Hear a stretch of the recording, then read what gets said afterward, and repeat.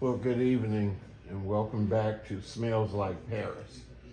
Tonight I just have two decants that I want to talk about. I'm excited about this one brand, and one I've been a fan of, but not so much for this latest release.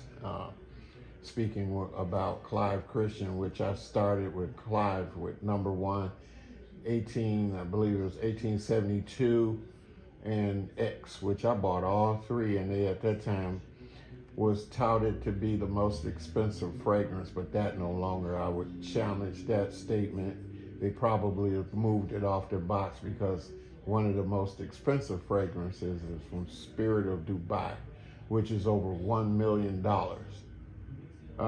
But tonight we're going to talk about Rosendo Mateu No.3.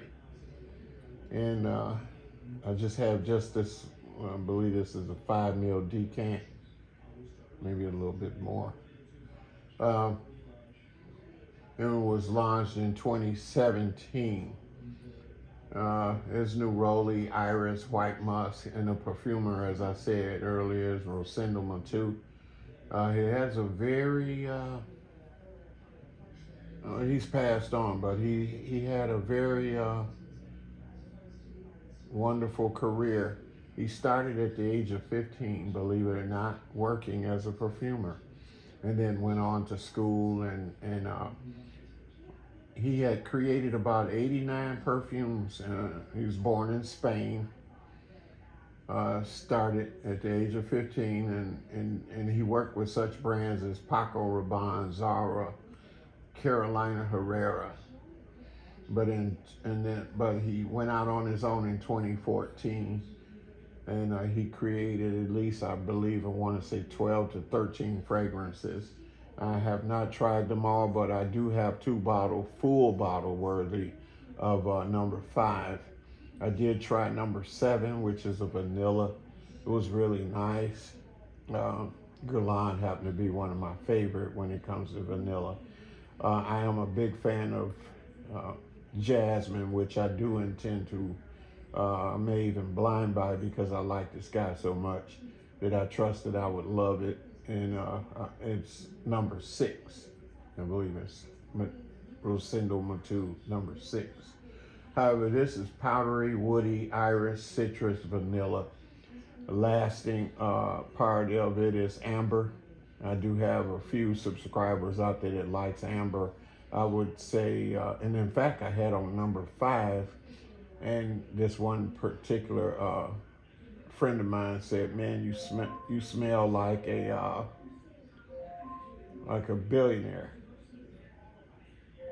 Alexa, turn off. Sorry about that. Alexa, turn off.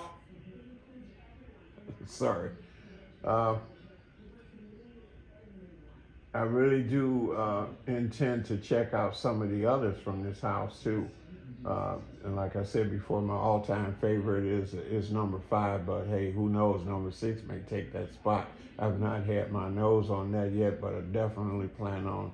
And then they have some others named after years. Like we'll give you an example, 1968, I believe.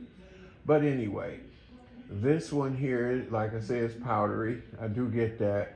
I get a little bit of citrus, some iris. Not the type of iris that I really, really like, so I won't be pulling the trigger. It's not a bad fragrance. My wife loved it. So maybe perhaps I may surprise her with a full bottle of number 3. Next is Clive Christian Matsukita. This is supposed to have like, and the first thing that I came across with Clive Christian was over 24 years ago. And I bought number 1, 1872 and X. And it was touted as being the world's most expensive fragrance. Had that on the outside of the box. But I would challenge that because Spirit of Dubai, another house that I really like, could take that claim because they have something that is It costs $1 million, if not a little more than that, for the fragrance, believe it or not. There are people out there that, that can afford that. I cannot. But if I did, hey, I might buy it. But Matsukita was launched in 2021. It is a woody, spicy, citrus, white floral, and really close to Rosendo No.3. But this has jasmine sambac and balsam fir, a jasmine tea, which I don't really pick up too much of the jasmine tea, and jasmine rice is my favorite, so, and tea as well. It's supposed to be a jasmine tea smoked over birch. And I wasn't too crazy about this one, so I absolutely, know some people maybe might like this, but this just didn't do it for me. So I'm glad all I had was just this little decant. And I did try to use it all up just so that I could really get a really good experience out of it. But I could not recommend this. This would be a hard pass.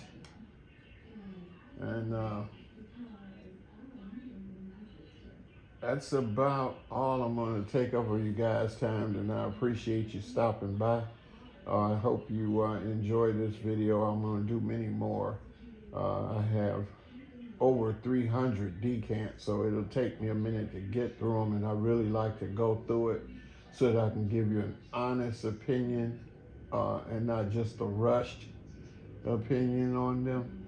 And then if they're full bottle worthy, I pull the trigger. But I have many bottles, but I try not to pull the trigger too many times now.